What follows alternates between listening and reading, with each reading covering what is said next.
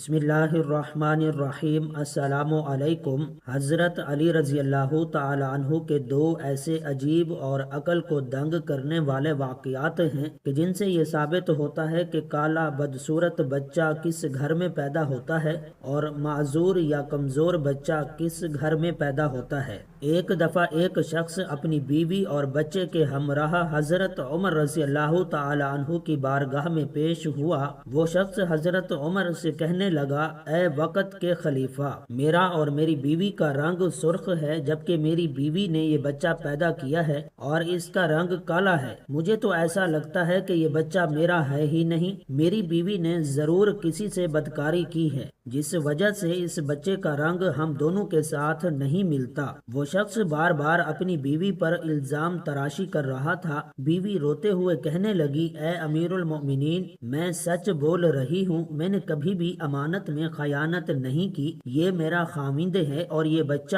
اسی کا ہے۔ میں نے ہر وقت اپنے شوہر کے ساتھ وفاداری کی ہے، میں نے ہمیشہ اپنے خاوند کی موجودگی اور غیر موجودگی میں اپنی عزت کا خیال رکھا ہے، میرا شوہر مجھ پر یقین نہیں کر رہا۔ شوہر کہنے لگا، اے امیر المؤمنین، میری بیوی جھوٹ بول رہی ہے، یہ بچہ میرا نہیں، یہ بچہ کسی اور کا ہے۔ اگر یہ بچہ میرا ہوتا تو اس کا رنگ ہم دونوں جیسا ہی ہوتا۔ اس بچے کو دیکھ کر صاف صاف ظاہر ہوتا ہے کہ یہ بچہ میرا نہیں ہے، میری بیوی جھوٹ بول رہی ہے۔ بیوی مسلسل زاروں قطار رو رہی تھی۔ خاوند اپنی بیوی کی ایک بھی بات سننے کو تیار نہ تھا۔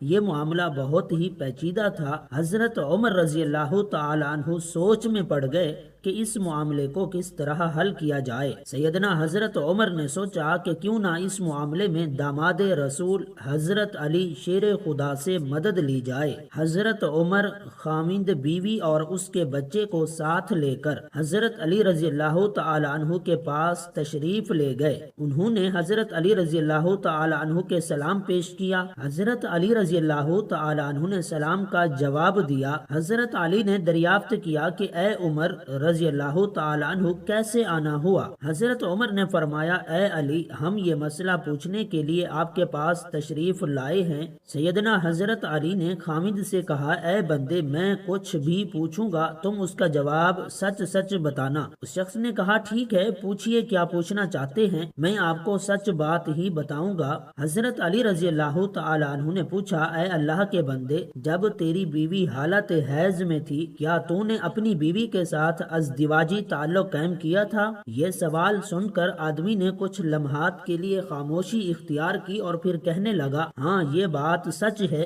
میری بیوی حالت حیض میں تھی تو میں نے اپنی بیوی کے ساتھ ازدواجی تعلق قائم کیا تھا۔ حضرت علی رضی اللہ تعالی عنہ فرمانے لگے، اے بندے، یہ بچہ تمہارا ہی ہے، بلا وجہ اپنی بیوی پر الزام تراشی نہ کرو۔ جب تو نے بیوی کے ساتھ حیض کے دنوں میں ازدواجی تعلق قائم کیا تو تیرا نطفہ تمہاری بیوی کے سیاہ خون کے ساتھ مل گیا، جس وجہ سے بچے کا رنگ سیاہ ہو گیا۔ اگر تم بیوی کے ساتھ حالت حیض میں ہم بستری کرو گے تو بچے کالے اور بدصورت ہی پیدا ہوں گے۔ اے شخص، آج کے بعد یہ بات اپنے ذہن میں رکھ لو کہ حدیث اور قرآن میں حیض کی حالت میں ازدواجی تعلق قائم کرنا حرام اور سخت گناہ قرار دیا گیا ہے۔ اگر کوئی بندہ اس بات کا علم رکھتے ہوئے بھی اپنی بیوی کے ساتھ ازدواجی تعلق قائم کرتا ہے تو اللہ تعالیٰ ایسے بندے سے سخت ناراض ہو جاتا ہے اور وہ بندہ جلد ہی اللہ کی پکڑ میں آ جاتا ہے۔ اب ہم آپ کو بتاتے ہیں کہ معذور اور کمزور بچے کن گھروں میں جنم لیتے ہیں۔ مدینہ منورہ کا واقعہ ہے کہ ایک خوبصورت اور جوان لڑکی کی شادی ایک بوڑھے آدمی سے ہو گئی۔ شادی کی پہلی ہی رات میاں بیوی نے ازدواجی تعلق قائم کیا۔ اتفاقاً شوہر کا اسی رات وصال ہو گیا۔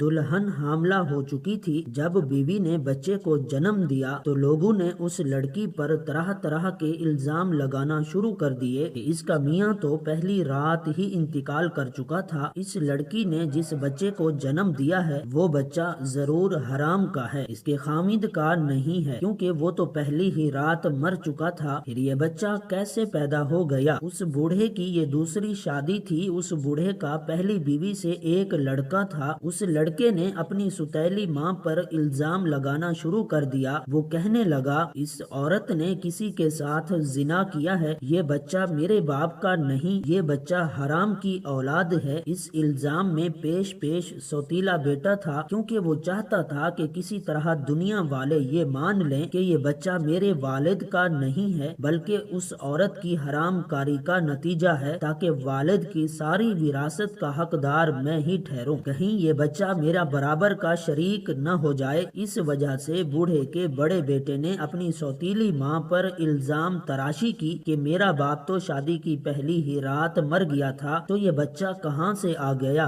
دیکھتے ہی دیکھتے وہ بچہ 4 سال کا ہو گیا اور چلتا چلتا یہ معاملہ بھی قاضی کی عدالت میں پہنچ گیا۔ بوڑھے کے بڑے بیٹے نے قاضی سے کہا، اے قاضی محترم، میرا باپ تو شادی کی پہلی رات ہی مر گیا تھا، یہ بچہ میرے باپ کا نہیں ہے، اس عورت سے پوچھا جائے کہ یہ بچہ کس کا ہے، میں اس بچے کو اپنا بھائی ماننے کو تیار نہیں ہوں۔ سوتیلا بیٹا کچھ گواہوں کو بھی اپنے ساتھ لے کر آیا تھا، گواہوں نے بھی یہی گواہی دی کہ اس کا باپ تو پہلی رات ہی مر گیا تھا، یہ بچہ اس کا بھائی نہیں ہے۔ یہ باتیں سن کر قاضی کو یقین ہو گیا کہ یہ بچہ عورت کی بد چلنی کا نتیجہ ہے، چنانچہ قاضی صاحب فیصلہ کرنے ہی والے تھے کہ حضرت علی رضی اللہ تعالی عنہ عدالت میں تشریف فرما ہوئے۔ جب حضرت علی رضی اللہ تعالی عنہ نے یہ سارا قصہ سنا تو حضرت علی رضی اللہ تعالی عنہ نے بڑے بیٹے سے سوال کیا، اے بچے، یہ دونوں میاں بیوی کتنا عرصہ اکٹھے رہے تھے اور جس بچے کا تم اپنا بھائی ماننے کو تیار نہیں ہو وہ بچہ کہاں ہے؟ بڑے لڑکے نے جواب دیا، اے علی رضی اللہ تعالی عنہ، وہ بچہ اس وقت ہمارے پاس نہیں۔ حضرت علی رضی اللہ تعالی عنہ نے کہا کہ تم کل اس بچے کو اپنے ہمراہ یہاں لانا، کل انشاءاللہ تمہارا فیصلہ ہو جائے گا۔ اگلے دن وہ لڑکا اپنے سوتیلے بھائی کو ساتھ لے کر آیا اور کہنے لگا، اے علی، یہی وہ بچہ ہے جس کو میں اپنا بھائی تسلیم نہیں کرتا۔ حضرت علی نے جب بچے کو دیکھا تو فرمانے لگے، میں ابھی تمہارا فیصلہ کیے دیتا ہوں۔ حضرت علی رضی اللہ تعالی عنہ نے کچھ اور بچوں کو بلایا اور ان سے فرمایا، جاؤ باہر جا کر کھیلنا شروع کر دو۔ چند لمحوں میں بچوں نے آپس میں کھیلنا شروع کر دیا اور ایک دوسرے کے ساتھ مستیاں شروع کر دی۔ حضرت علی رضی اللہ تعالی عنہ بچوں کو کھیلتے ہوئے بڑے غور سے دیکھ رہے تھے۔ کچھ دیر کے بعد حضرت علی رضی اللہ تعالی عنہ نے بچوں کو بلایا اور فرمانے لگے، سب بچے ایک جگہ پر بیٹھ جاؤ۔ سب بچے حضرت علی کا حکم سن کر بیٹھ گئے۔ اس کے بعد حضرت علی نے سب بچوں کو ایک ساتھ کھڑے ہونے کا حکم دیا تو سب بچے ایک ساتھ کھڑے ہو گئے۔ حضرت علی ان بچوں کو بڑے غور سے دیکھ رہے تھے۔ انہوں نے دیکھا کہ یہ سب بچے بڑی آسانی کے ساتھ کھیل رہے ہیں، بیٹھ رہے ہیں اور کھڑے بھی ہو رہے ہیں، ان کو کھیلنے بیٹھنے اٹھنے میں کوئی دقت نہیں ہو رہی، جبکہ جس بچے پر الزام لگایا جا رہا ہے اس بچے کو بیٹھنے اور اٹھنے میں کافی وقت لگتا ہے۔ آپ رضی اللہ تعالی عنہ نے فیصلہ یہ سنایا کہ یہ بچہ اسی بوڑھے شخص کا ہے، کیونکہ اس بچے میں کچھ کمزوریاں ہیں جس کو دیکھ کر یہ ظاہر ہوتا ہے کہ یہ بوڑھے باپ کا ہی بچہ ہے۔ باقی سب بچوں کو کسی قسم کی دقت نہیں، وہ بآسانی سے چلتے پھرتے اور کھیلتے ہوئے نظر آ رہے ہیں، کیونکہ ان میں کوئی کمزوری نہیں ہے، کیونکہ وہ جوان باپ کی اولاد ہیں۔ اللہ تعالیٰ سب کو صحت مند اور خوبصورت اولاد سے نوازے، آمین ثم آمین۔